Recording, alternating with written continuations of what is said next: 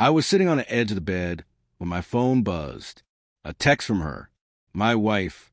I opened it, expecting a casual check-in, maybe a reminder about dinner. Instead, it said, "Girls trip. Phone off. Don't wait up." I stared at it longer than I should have. The words were simple, almost mundane, but the sudden bluntness carried a weight I couldn't place. There was no warmth, no smiley, no see you later, just that cold finality in her tone. I didn't argue. I didn't question. Something inside me told me to stay calm, to let her reveal herself in her own time. The first night was uneventful.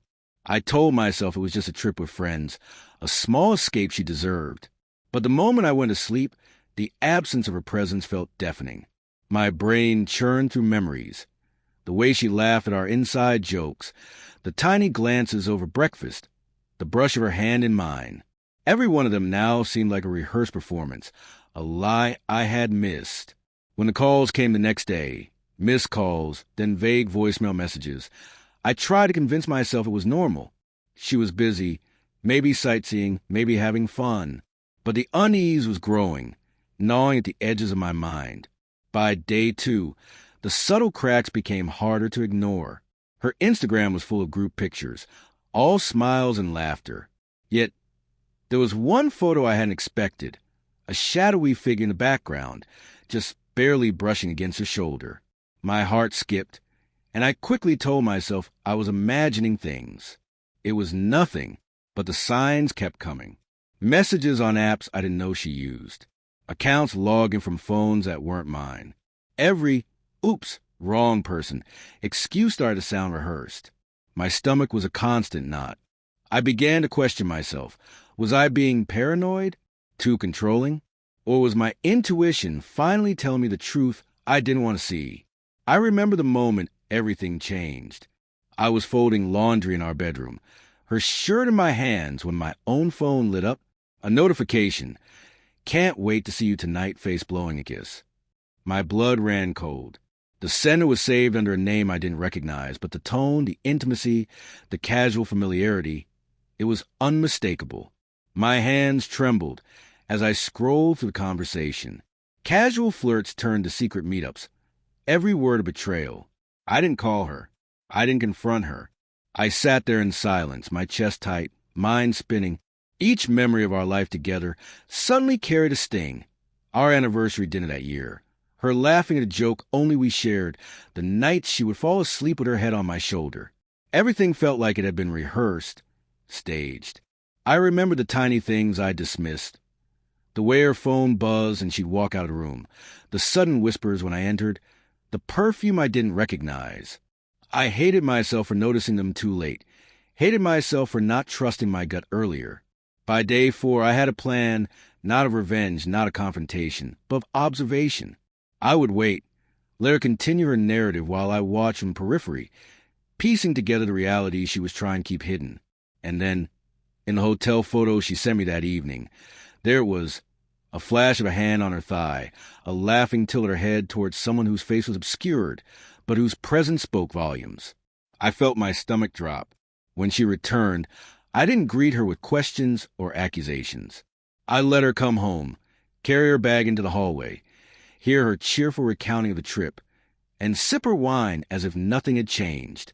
I listened to her laughter, her stories, and every word felt like a dagger.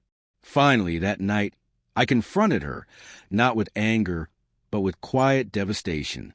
"Who's he?" I asked, my voice low, steady. She froze, fork in midair. Her eyes darted to mine, a mixture of guilt, fear, and defiance. It's not what you think," she stammered. But it was exactly what I thought. The details spilled out slowly. The late-night texts, the secrecy, the emotional thrill she had chased while I was trusting her implicitly. She tried to explain herself, tried to justify it. But every word was a reminder of the love I had offered freely and the betrayal she had chosen. I wanted to scream, to break something, to tear apart the world we had built. But I didn't. I let her talk. I let her reveal everything. And in that stillness, I found clarity. The pain was sharp, but it was also illuminating. I saw the truth for what it was, not a lie I had lived, but a choice she had made, The days that followed were quiet.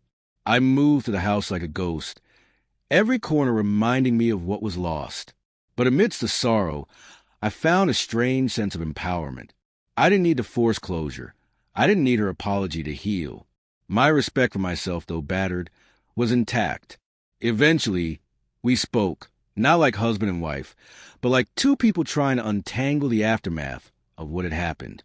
She cried. I listened, but I didn't beg or plead.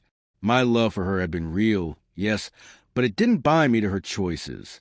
I realized that trust once broken could not be repaired overnight, not with words, not with promises.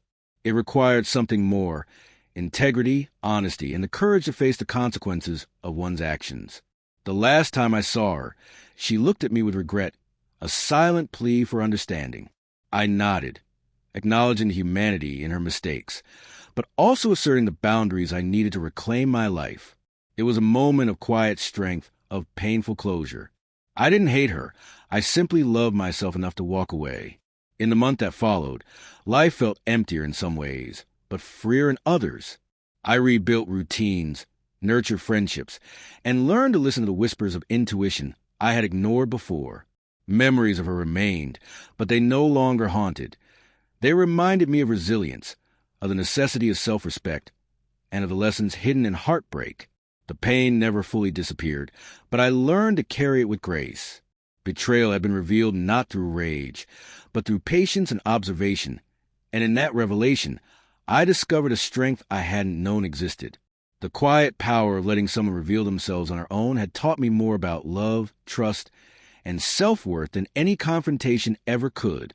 And sometimes late at night, when the house is silent, I think of that text, girls' trip, phone off, and I no longer feel the sting of betrayal. I feel the reminder that the truth, however devastating, always has a way of finding its moment. And when it does, the only choice left is to stand firm, reclaim your life, and walk forward with dignity intact.